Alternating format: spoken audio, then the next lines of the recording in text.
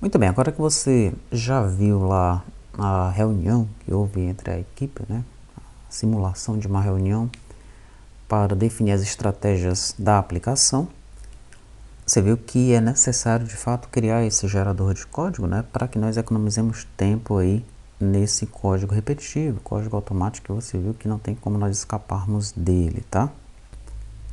E não só isso, né? Quanto mais inteligente, vamos dizer assim, quanto mais inteligente for esse gerador, menos código nós vamos digitar, né? Ele pode criar quase que toda a aplicação para a gente. Mas, de fato, cerca de 90% da aplicação pode ser gerada por esse cara, por esse gerador de código, né? Então, é isso mesmo, esse é o número que nós temos para apresentar para você, tá? Agora, a pergunta que se faz necessária é a seguinte: em qual linguagem, né? Qual é a linguagem que a gente vai fazer o gerador de código, né? Nós mostramos ali para você dois exemplos, um que foi feito em Delphi, né?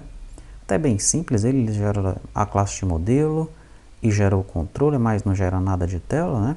E mostramos um pouquinho mais completo, um feito em C#, que foi aproveitado até de um projeto que já estava na internet, né? Lá no treinamento que a gente fala sobre aquele gerador, nós apresentamos, falamos sobre isso. Ele gera o lado do servidor, gera o lado do cliente, inclusive gerando parte das telas, né? Então ele ajudava bastante ali no desenvolvimento da aplicação em C#, tá? E agora nós vamos fazer um gerador de código ainda mais completo, né? Esse certamente é o mais completo que nós faremos nesses treinamentos, pois ele vai gerar o código para os 5 servidores, tá? E também o código para a aplicação cliente feita em Flutter, né? Mas em qual linguagem nós devemos fazer esse gerador? E aqui a gente tem que abstrair o desejo pessoal, a vontade, o gostar, né? Porque se for por gostar, por exemplo, eu faria no Delphi, eu gosto mais do Delphi, digamos assim, né? Em segundo lugar, então eu faria em C#, né? Se não tivesse o Delphi, eu iria para o C#, faria no C#, tá? Mas nós temos que pensar em termos de treinamento, né? Porque nós não vamos só criar o gerador e mostrar para você o gerador, nós vamos fazer o gerador passo a passo, você vai aprender a fazer o gerador também, tá? Então digamos que você está fazendo o treinamento em C# e Flutter. Se o gerador for feito em Delphi, né, ele não tem muito a ver com você, né? Então o Delphi, tu não vai utilizar o Delphi se você está trabalhando apenas com o C# e o Flutter, né? Se você é uma pessoa do Java, né, você está fazendo treinamento do servidor em Java e o cliente em Flutter, de repente a gente faz o gerador em PHP, pode ser que não tenha nada a ver contigo, né? Então você vai olhar assim, pô, vou aprender esse gerador em PHP? Não, esses caras deveriam ter feito em Java, já que eu estou fazendo treinamento em Java, né? E aí cada pessoa que está fazendo especificamente o treinamento em uma linguagem, né, vai querer que, a princípio, o gerador seja feito naquela linguagem, né? Daí você pode pensar o seguinte, tá, mas todo mundo tem em comum uma coisa aqui que é o Flutter, né? Porque o gerador não é feito em Flutter, né? O gerador ele vai ter que ter acesso ao banco de dados da retaguarda, né? Acesso direto ao banco de dados, tá? E o Flutter, né? Ele abstrai isso daí, né? Ele não sabe quem é o banco de dados. Se eu estou utilizando MySQL, PostgreSQL, Oracle, ele não quer saber disso, né? Ele conversa com os servidores aqui utilizando JSON REST, né? Arquivos JSON vão, arquivos JSON vêm. Aí é como o Flutter ele conversa com a retaguarda, tá? Então o ideal é que a gente utilize uma linguagem de retaguarda mesmo que tenha acesso direto ao banco de dados, né?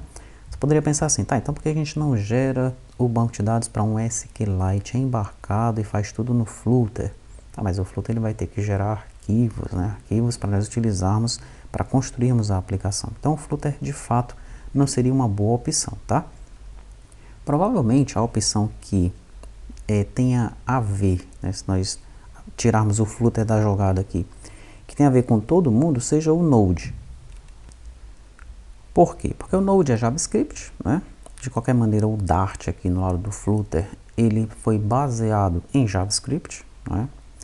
Ele espelhou o JavaScript para construir o Dart, então é muito parecido, os conceitos são muito parecidos aqui entre Dart e JavaScript, tá? E o Node é JavaScript, tá? Então, de repente, né, a melhor opção, e provavelmente é o que nós vamos fazer, é construir esse gerador de código utilizando o Node, tá? Daí o Node ele vai realizar toda a geração de arquivos, né? E nós temos que ter algo visual ali que nós podemos fazer também no Node para rodar no browser, né? Para que o usuário, que no caso vai ser o desenvolvedor, né? Ele selecione ali o banco de dados, selecione as tabelas, selecione os campos e selecione as opções para gerar o que ele quer. Eu quero gerar o código todo, eu quero gerar só a classe de modelo, eu quero gerar só o controle, eu quero gerar só a tela, tá? Então, de repente, esse cara aqui é a melhor opção que nós temos, tá bom? Mas nós queremos ouvi-los, né? Nós vamos colocar um cartão lá no Trello relacionado a isso daqui e você vai opinar sobre essa questão de qual linguagem seria a melhor no seu ponto de vista para construir o gerador de código, ok? Portanto, nós estamos quase que decididos a fazer o gerador de código utilizando o Node. Tá certo? Então, mesmo para você que é de outra linguagem, né, você já está aprendendo Flutter mesmo aqui, aprender Node, então, vai ser um plus, tá? E a curva de aprendizado não vai ser tão grande assim, tá bom? É como se você estivesse aqui dentro do mesmo universo, vamos falar assim. Muito bem, então já que nós falamos um pouquinho aqui sobre em qual linguagem o gerador vai ser desenvolvido, né, mencionando que ele vai ser desenvolvido passo a passo, tá? Você vai ver como criar o gerador de códigos, tá? Sabendo disso, vamos aqui aos próximos passos em termos de treinamento, né? Então, nossos próximos passos são os seguintes, né? Primeiro, resolver os exercícios que estão no Trello. Então, o que é que nós temos até aqui? Vamos recordar. Nós temos a tela banco, feito no Flutter. Temos a tela agência banco. A tela banco é uma tela simples. A tela agência banco é uma tela simples com lookup. E a tela pessoa é uma tela mestre detalhe, tá? Nós temos essas três telas feitas no Flutter com alguns exercícios, né? Elas não estão completas, tá bom?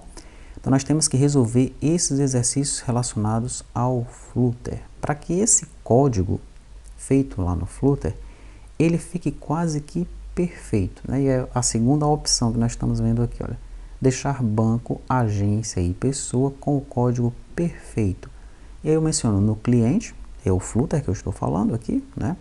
E também nos servidores, pois no lado do servidor, para o Delphi, para o PHP, para o Java, para o C# e para o Node, nós também fizemos essas três telinhas, sendo que ficaram alguns exercícios, né? O banco agência sempre ficou como um exercício para você implementar, para você ir compreendendo a arquitetura do servidor, tá? Então, o passo agora é, os exercícios que estão lá no Trello, nós vamos fazer videoaulas resolvendo esses exercícios, tá? Então, você vai ver aquele código que você tem aí, você também já mexeu fazendo exercícios, né? Ele evoluindo para um código, vamos chamar de perfeito entre aspas, né? Porque código perfeito, dificilmente ele vai existir, né? Sempre vai ter um bug ali, outro lá, tá? Mas é aquele código que você pode olhar para ele e dizer, esse código aqui está pronto para produção, tá? Porque a partir do momento que nós tivermos um código de tela simples, tela com lookup e tela mestre detalhe pronto para produção, nós podemos colocar esse código no gerador, tá? Daí nós apontamos para as tabelas e geramos ali o código bruto do código, né? A gente entra no código, nós entramos no código apenas para refiná-lo, para colocar mais algumas regras de negócio, tá? Então é isso. Esses são os nossos próximos passos, tá bom? Resolver todos os exercícios que estão no Trello, né? Deixar o código de banco, agência e pessoa no ponto de ir para a produção, para que nós possamos nos espelhar nesse código e gerar os demais códigos e construir o gerador de código, né? A partir do momento que nós tivermos esse código aqui pronto para a produção, nós construímos o gerador de código e ele vai gerar o código para o lado do cliente e para o lado do servidor, e a gente só precisa refinar o código. Evidentemente, depois que nós criarmos o gerador de código, nós vamos continuar mostrando os requisitos da aplicação para você, né? Nós mostramos apenas os requisitos dos cadastros, né? Nós vamos mostrar os requisitos de todos os outros 23 módulos, tá?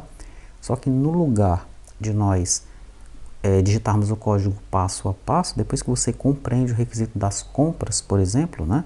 Nós entramos no gerador e geramos o cliente e o servidor das compras. Daí a gente só coloca tudo no lugar e executa a aplicação.